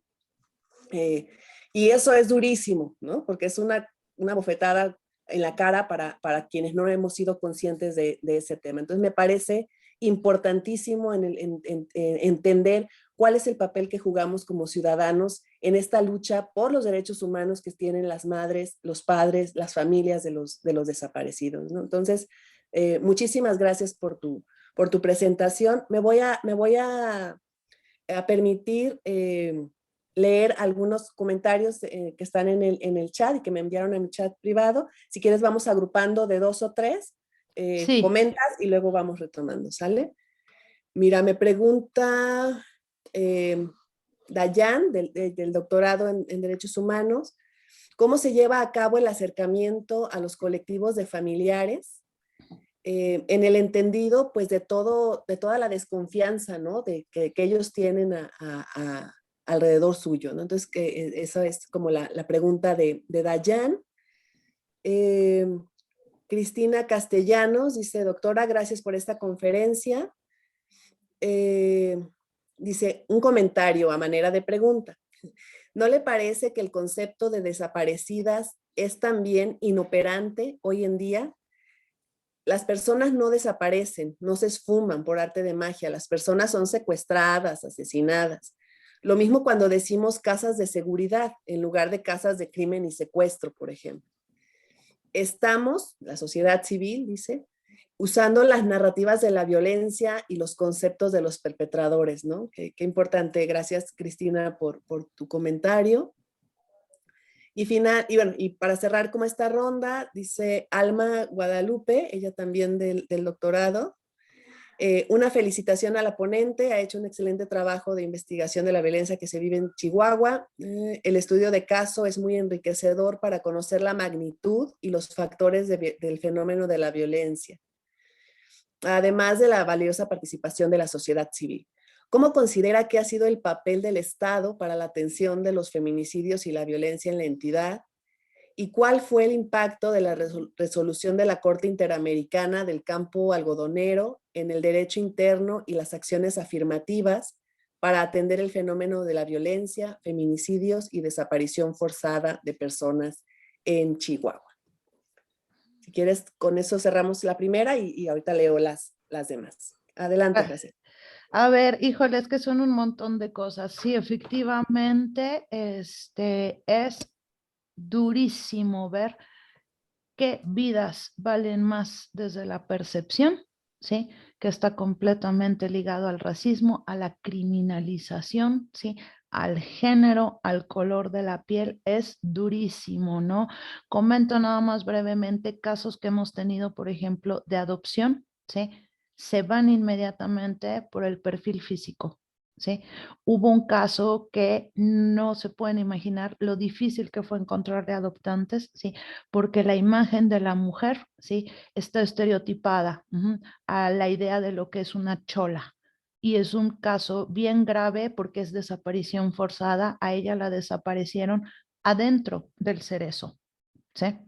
Y contar quién se quisiera sumar fue llamar directamente a gente que nosotros sabíamos ya tiene un trabajo avanzado, ya tiene una mayor percepción de esto, ¿sí? Ya tiene una mayor comprensión, llamar directamente, tenemos este problema, ayúdanos, ¿sí? Porque efectivamente es un peso durísimo, sí, sobre todo para la familia, que se sienten completamente abandonados, socialmente, institucionalmente, políticamente abandonados, ¿no? La confianza, Dayan, que preguntaba mucho sobre la confianza. Las intenciones tienen que ser clarísimas y no podemos obviamente fallar, ¿sí? Mis intenciones son académicas, mis intenciones son solidarias, son políticas, son económicas, son efectivamente, ¿sí? Y además, o sea, son personas que ya tienen tanto tiempo en esto, ¿sí? Que también ya tienen un callo para detectar, ¿sí? ¿Cuáles son las intenciones? Ajá. Yo lo que he hecho, sobre todo cuando hay que vincular a otros sectores, que ha sido mucho del trabajo que nos ha tocado, ¿sí? Ser como intermediarios que nos hablan académicos, fotógrafos, activistas de otros lugares del mundo que piden establecer los contactos, ¿no? Es claridad, ¿sí? Hacia las madres, que las madres puedan tener derecho a usar libremente el producto, llámese fotografía, audiovisual, testimonio escrito, narrativa académica, lo que sea, ¿sí? Una de las cosas que nos hemos topado mucho es que yo tomo una foto de ti, pero tú no la puedes usar porque yo soy propietario, ¿sí? Eso, bueno, a mí me indigna, ¿no? A ellas también. Entonces, mucho de lo que establecemos como condiciones es ellas tienen derecho a usar su fotografía. ¿Sí? Entonces, desde ahí vamos también teniendo como posicionamientos muy, muy claros. Por ejemplo, ¿sí? En el colectivo ninguna profesamos la religión católica. Ajá. Entonces, les dejamos muy en claro que es te acompañamos porque para ti es importante, ¿no? Desde ahí ir estableciendo los vínculos de confianza y tener mucho, mucho cuidado, ¿sí?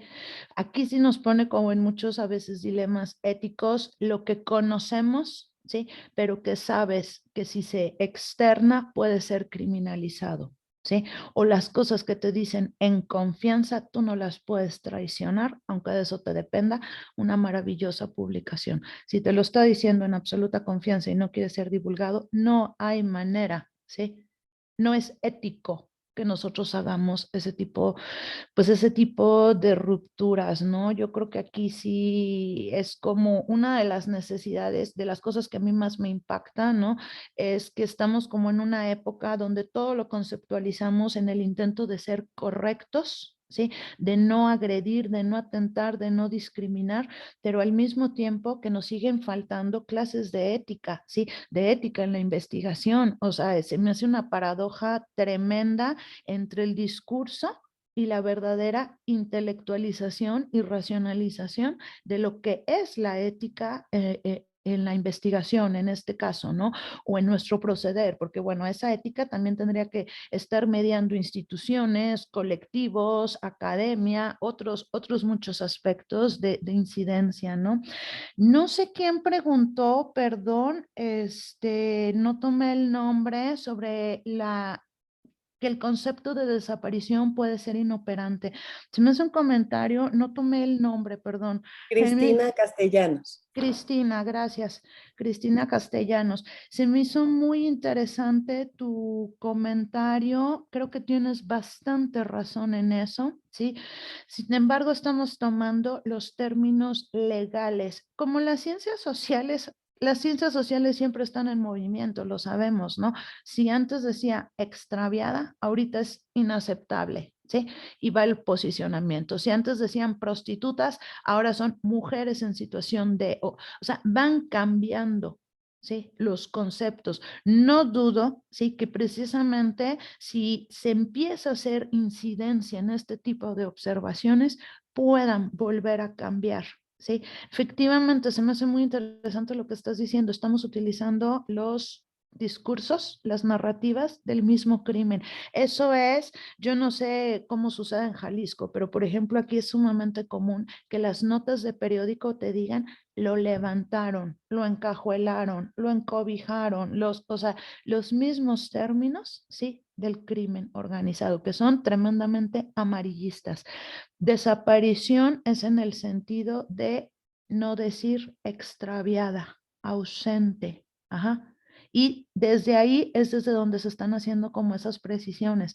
Persona ausente por tu voluntad, no localizada. No sabemos si es por voluntad propia o si ya se lo llevaron. O desaparición, en el sentido de que fuiste desaparecido. Y efectivamente, no se esfumaron como acto de magia de Harry Potter. Obviamente que no, ¿sí? Pero ya mínimo está ese cambio. Y yo no dudo que si precisamente, digo, a mí esto se me hace un tema de posicionamiento interesantísimo, no dudo que si se hace incidencia en esto, se vuelva a reconceptualizar. Va a tardar, si así se tardó para poder generar la ley de desaparición que lleva precisamente ese nombre, ¿sí? Reconceptualizar para utilizar otros nombres, sí.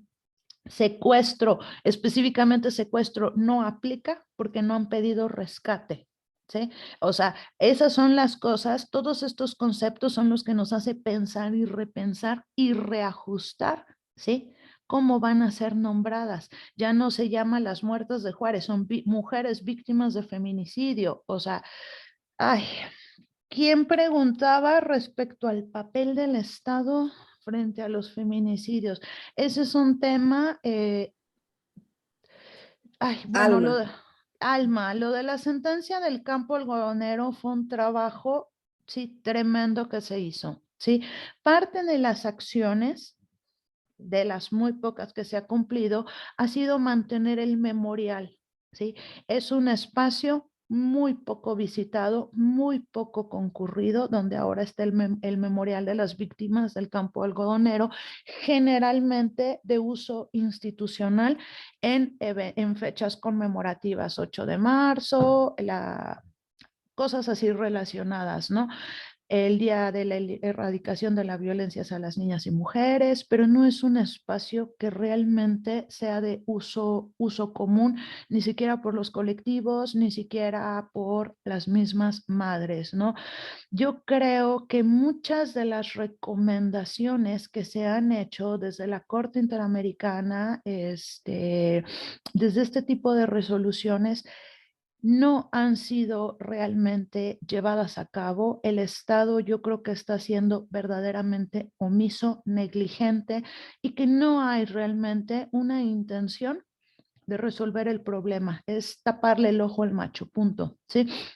Lo vemos, por ejemplo, ahí sí aclaro, no me dedico yo al aspecto jurídico, pues, pero yo de lo que observo ahorita desde la generación de la ley de desaparición forzada y por particulares, es que es una ley general, no es una ley nacional. ¿Sí? Entonces ya desde ahí tú te estás dando cuenta la cantidad de problemas que hay, pero aún así significa un avance tremendo en un país, ¿sí? Que tiene antecedentes desde los años 70 sin resolver, ¿sí? No se nos olvide todo lo que fue la guerra sucia, ¿sí? No se nos olvide después el terrible baño de sangre en el que nos tiene hundidos al día de hoy Calderón. Creo yo que el papel del Estado es, no hay intención y creo que todavía este gobierno ya ha plantado cara a decir directamente no me importa. Lo tenemos ahorita con el caso de Salgado Macedonio. Tenemos un verdadero alejamiento del presidente de la República hacia los grupos de mujeres y hacia los grupos feministas. Grupos que sí tomó en un momento, ¿sí? Para abanderar su causa, para llegar, o sea, fueron totalmente utilizados. Y ahorita estamos viendo un alejamiento a todo lo que es la política pública directamente hacia mujeres. Bueno, si a las mujeres vivas no hay atención, pues a las asesinadas, sí, no veo yo que haya absolutamente ninguna respuesta. Gracias, Hazel. Nos preguntan cómo pueden encontrar la colectiva en redes sociales, así como Bordeamos. Bordeamos Es un juego de palabras. Todos los colectivos se llamaban Bordamos por la Paz Guadalajara, Bordamos por la Paz Morelos, Morelia, así. Entonces, como eres el único de la frontera, me parece hasta ahorita, este juego de palabras entre el bordado y el border. Para nosotros la vida en la frontera norte se define precisamente por la frontera, ¿no? Entonces es bordeamos por la paz y ahí van a ver una palomita que trae una aguja, así como que está bordando una palomita. Ajá. Muy bien. Nos dice Ricardo Rodríguez, muchas felicidades por su noble e importante proyecto y participación en el colectivo. ¿Nos pudiera dar su opinión, experiencia o postura que tiene respecto a la cooperación, relación entre sociedad civil organizada, gobierno y organismos autónomos? ¿Qué tipo de políticas hay o hacen falta impulsar para apoyar integral y especialmente a las mujeres que tienen hijas desaparecidas? Yo creo. Perdón, dime. ¿Te leo una más o quieres responder Sí. como me digas? Hay otra, dice, hablar de desaparición de una persona en el ámbito legal no distingue el estado físico en que podría estar dicha persona. ¿Cómo llegan a la conclusión o afirmación de que se tiene que hacer la búsqueda en vida o la búsqueda en fosas clandestinas? Los familiares de las personas desaparecidas, ¿con base de qué tienen la certeza de que la persona desaparecida está viva o muerta? Si quieres hasta ahí y ya cerramos con las últimas A ver, tres. Ricardo, vinculación, ¿sí? Entre sociedad civil organizada, gobierno, no hay, ¿sí? Puede haber entre instituciones de gobierno o con financiamiento de, pero así directamente con gobierno es rarísimo. Mucho de lo que sí hay es una clarísima separación con cualquier tipo de partido político. Una vez que el candidato ya es presidente electo, entonces ya van directamente, ¿no? A nosotros nos tocó hablarle un día antes al gobernador, un día antes de que asumiera el cargo, ¿no? Entonces ya no se le hablaba en calidad de panista, ya se le hablaba en calidad de gobernador electo, ¿no? Como sociedad civil, ¿sí?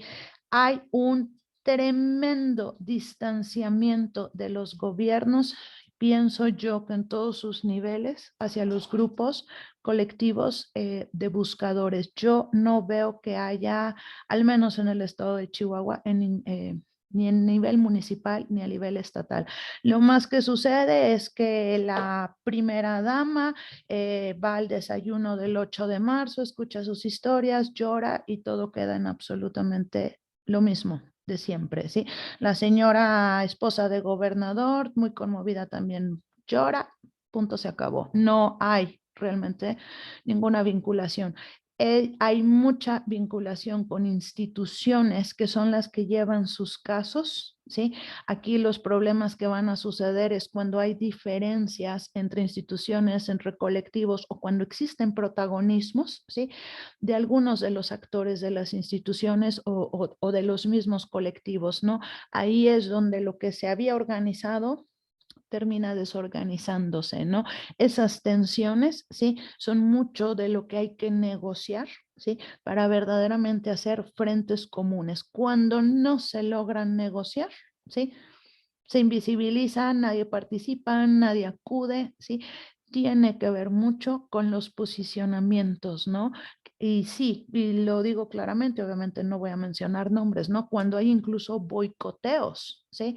A los proyectos, cuando hay boicoteos de una marcha a otra, cuando hay confrontación de que va la marcha y que señala cuál va a ser el camino y viene una contramarcha a hacer frente de los medios de comunicación, ¿sí? Que son tremendamente machistas. O sea, esas son muchísimas de las cosas que impiden, ¿sí? Una verdadera organización. También mucho de lo que no permite la vinculación son las causas de origen, las causas por las que desaparecen a las mujeres y por las que desaparecen a los hombres. Eso es una de las cosas que para mí también es más claras. Cuando se suman los grupos, todo se vuelve otra vez en masculino, todos los discursos son en masculino, ¿sí? Y se invisibiliza la causa de origen por la cual las mujeres fueron desaparecidas, ¿sí? Cuando un padre que tiene, por supuesto, todo el derecho a buscar y exigir justicia, lo hace, todos los reflectores están sobre él, ¿sí? Las madres, nuevamente, ¿sí? Se invisibilizan como una masa, se toma como representante que no es, ¿sí? Cuando hay una figura masculina. Entonces, esas cosas generan muchísima desorganización en lo que ya estaba, ¿no? Búsquedas en vida. La idea de las madres de por qué es una búsqueda en vida, ¿sí? Creo yo que también obedece mucho a la esperanza. Su observación, aunque es muy realista, también creo que obedece mucho a la esperanza. Son mujeres que, de acuerdo a los patrones heteronormativos, se consideran jóvenes, muy bonitas y delgadas. Entonces, por eso están en explotación sexual. Les conviene más tenerlas explotadas sexualmente que haberlas matado. Es conveniente económicamente, ¿sí? Esa es una de sus razones. Muchos testimonios indican esa posibilidad, ¿sí? El problema es que, pues mientras más pasa el tiempo, más se diluye esa esperanza. A diferencia de otros colectivos, como por ejemplo los de Sonora o los de Sinaloa, ¿sí? Que están mucho más relacionados a la desaparición de hombres y que por lo mismo están mucho más vinculados a situaciones de conflicto con crimen organizado, con extorsión, con cobro por derecho de piso o con las mismas autoridades, ¿sí? Es casi una generalidad, ¿sí? Que fueron asesinados, ¿no? Entonces, ellas, los testimonios que reciben son los de las fosas clandestinas. Efectivamente, ese es el concepto de desaparición, ¿sí? No en el sentido de que se esfumó, sino de que no sabemos si la persona está viva o está muerta, está en condición de desaparecida. Y eso es una de las confusiones muy generalizadas. Si estás desaparecida, ya lo dieron como un hecho que eres víctima de feminicidio. Entonces, estas mujeres no van a los rastreos, no van a las fosas, porque además están totalmente seguras, ¿sí? De que también por testimonios directos que tienen, que cuando se han hecho rastreos en el arroyo del Navajo, que es en el Valle de Juárez, es un desierto, no se tomen el nombre de arroyo, es un desierto, ¿sí? Las mismas autoridades agarran huesos del semáforo, los tiran junto con ropa, ¿sí? Para que crean que encontraron algo. Pero también es ilegal recoger algo porque nunca va el semáforo ni los peritos forenses a hacer el levantamiento. Entonces son de estas mismas trampas que el mismo Estado pone.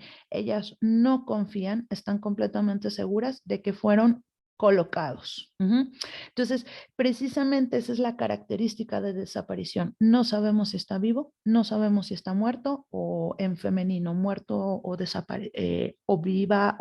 Y yo creo que eso es, no voy a decir que un feminicidio no duela, digo, yo veo directamente a las madres, son dolores insuperables de años, pero a las otras, las que están en condición de desaparición, ¿sí? Es la incertidumbre de no saber si está viva, si está muerta, qué ha hecho para sobrevivir. Pero aquí es donde precisamente son víctimas indirectas, ¿sí? Y que afortunadamente ya está tipificado, ¿sí? Desde esta ley de 2017, ¿sí? Vas a ver unos problemas de diabetes, vas a ver problemas de que ya tienen ataques cardíacos. La mamá con la que yo trabajo tiene un ojo completamente cerrado por la crisis nerviosa, o sea, son unas condiciones en las que están viviendo terriblemente difíciles. Dejan al resto de la familia, ¿sí? En abandono porque están frente a la búsqueda. No puedo dejar de trabajar e ir a las actividades porque si no, no comemos. O sea, ¿sí? Entonces vamos a ver toda una serie de problemas. Tengo una amiga que su esposo era policía de Durango, ¿sí?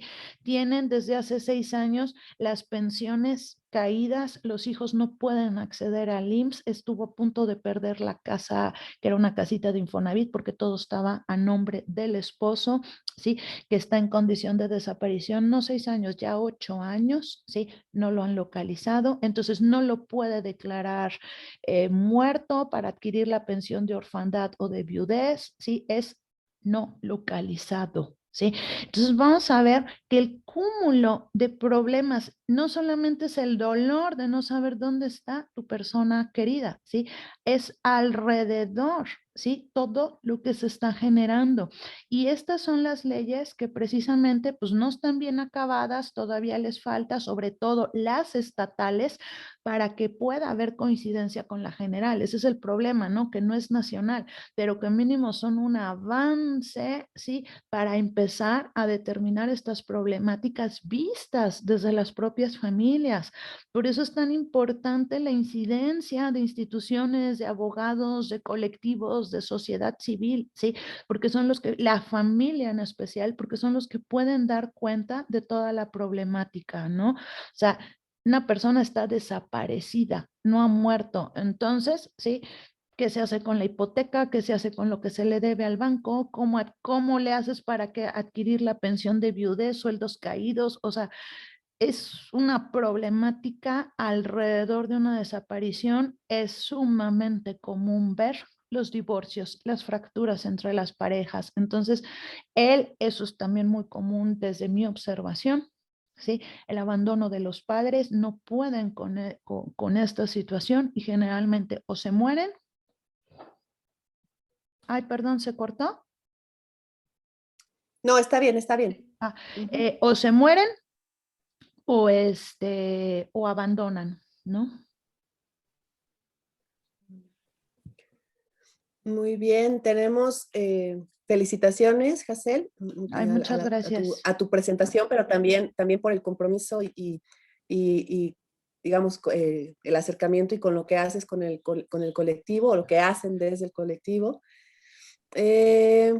Preguntan también el punto de vista sobre el imaginario colectivo en el caso de Marisela Escobedo, que es como de los más mediáticos quizá o más emblemáticos que existen. Si hay alguna herramienta de carácter internacional al que se pueda recurrir o al que ustedes hayan recurrido para el caso del acompañamiento o para el caso de los desaparecidos. Y bueno, ahí cerramos para ya, casi estamos en tiempo para dar cierre. Ay, Marisela Escobedo para mí fue muy impactante y sí les puedo contar desde la experiencia personal, ¿no? Yo no la conocía, no conocía su caso, ¿sí? Voy manejando en una avenida con la intención de dar vuelta hacia la siguiente avenida más transitada, ¿sí? Y me detiene un golpe en el cofre del carro, ¿sí? Y veo una mujer que lleva una manta, está desnuda, lleva nada más una manta, ¿sí? Imagínense haber creído que atropellé a alguien, o sea, y luego empezar a ver y sobre todo no empezar a entender, ¿no? Y me voy muy asustada, después me entero quién es ella, ¿sí? Y era la forma en que estaba denunciando, háganme caso, ¿sí? O sea, para mí fue tremendamente impactante, les estoy hablando, no sé, 2010, 2011, ¿sí? Era lo que ella hacía para que la voltearan a observar. Ajá. Es sumamente conocida sobre todo por la forma en que se dio, ¿sí? El juicio de su hija. Un asesino confeso donde pide perdón por haber matado a la hija, ¿sí?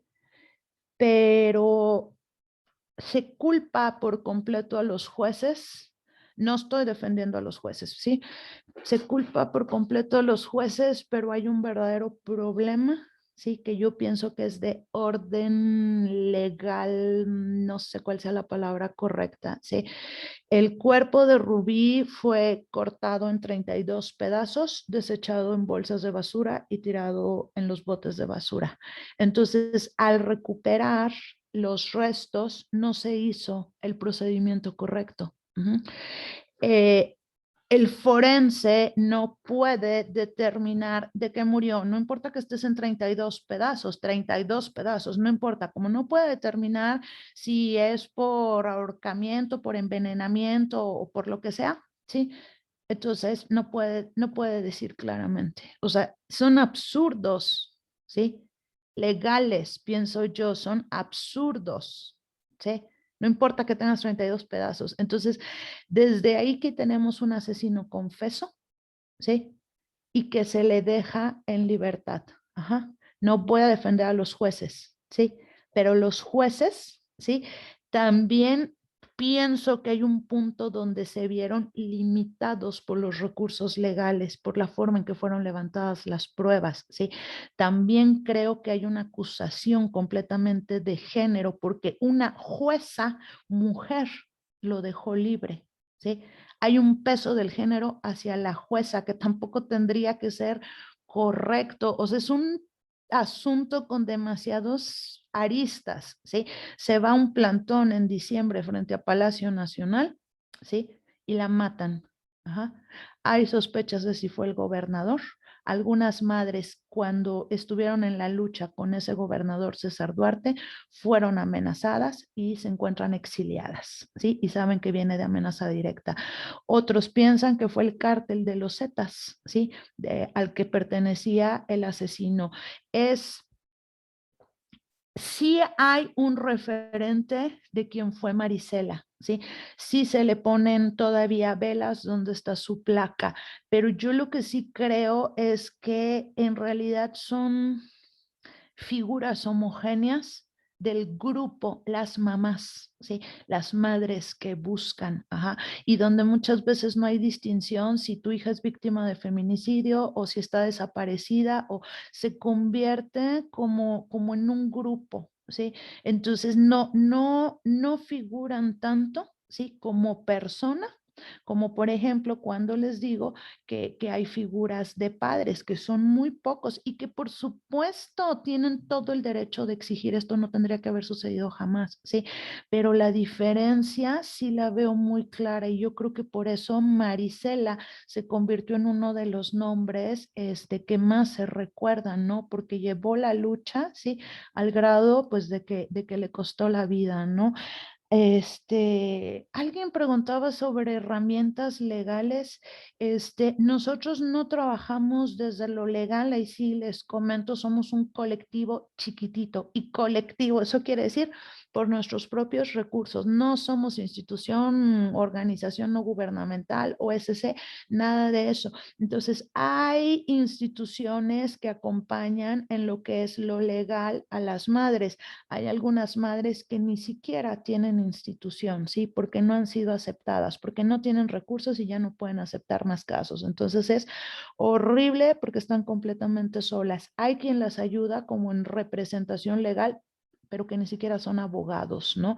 No existen los recursos, ¿sí? De hecho, desde el colectivo hemos tratado de generar un vínculo con alguna institución, con alguna fundación extranjera que tenga que ser de solidaridad social y que diga, nosotros tenemos los recursos para pagar abogado, ¿sí? Pero nosotros no trabajamos nada de lo legal, o sea, lo nuestro es meramente un acompañamiento social. ¿Sí? Si la señora quiere ir a denunciar, yo voy. Si la señora quiere ir a gritar, yo voy y grito con ella. Si quiere la marcha del silencio, yo me quedo callada. O sea, pero no trabajamos nada de lo legal. Nuestra denuncia es meramente ciudadana y de tratar de incidir, ¿sí? En las percepciones ciudadanas, ¿no? Pero no trabajamos desde lo legal. Ahora, no sé si es responder la pregunta. Sí hay instituciones aquí, dos muy fuertes. Una, la que atiende desaparición y feminicidio de mujeres y otra, Paso del Norte, que trabaja desaparición forzada de hombres, ¿sí? Han logrado llevar los casos a la Corte Interamericana de Justicia, ¿no? De hecho, dos de los antecedentes muy fuertes para la ley de desaparición forzada y por particulares, uno el de Rosendo Padilla y el otro el caso Alvarado. El caso Alvarado es de esta institución Paso del Norte, ¿no? Tres primos, unos hermanos, otro una prima, no sé el vínculo, pero son de los que han logrado incidir. Pero nosotros no, nomás somos así un colectivo chiquimini, pequeñito, pues, entonces no trabajamos nada de esa parte, ¿no? Bueno, muchísimas gracias, Hazel. Bueno, hay un montón de comentarios más que felicitan tu exposición. Y bueno, yo también agradecerte muchísimo de parte, no solamente mía, sino también del doctorado en Derechos Humanos del propio Centro Universitario de Tonalá, la Universidad de Guadalajara, tu participación. Realmente creo que ha sido muy interesante porque también nos muestra como otras posibilidades de acercamiento a problemas tan importantes, ¿no? Lejos de quizá solo lo normativo o lo académico desde un punto de vista objetivo, ¿no? Entonces, yo me gustó mucho y te agradezco mucho tu participación y por supuesto hay más comentarios que sabemos que también les gustó a quienes nos acompañaron. Muchas gracias. Les recordamos, bueno, no sé si quieras comentar algo para cerrar y ya para hacerles la invitación para el próximo. No, nada más, muy agradecida por el espacio. Sí, por favor, ayúdanos a compartir. Créanme que le da esperanza a las familias. Yo no sé si los vamos a encontrar o no. Mínimo podemos contribuir dando esperanza a una familia cuando más lo requiere, ¿sí? Entonces, ojalá que jamás nadie lo requiera, sí, pero si lo llegan a necesitar, somos, sí, red de difusión de casos de desaparición.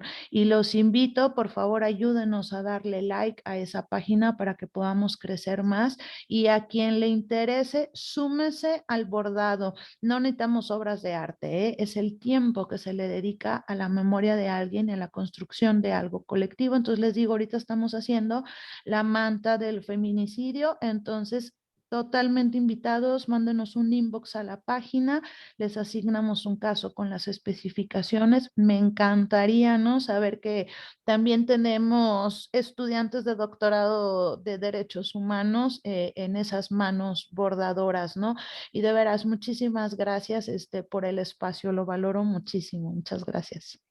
Gracias, Hazel. Tenemos también muchos estudiantes de pregrado que nos acompañan justo el día de hoy, entonces quizá vas a tener, ojalá, ¿no?, participación de licenciaturas y de posgrados. No, eso es lo que nos hace increíblemente felices, ver la diversidad, ¿no? O sea, ver la pluralidad, ¿no? Ahí la imaginamos ya concretada, ¿no? Como una manta.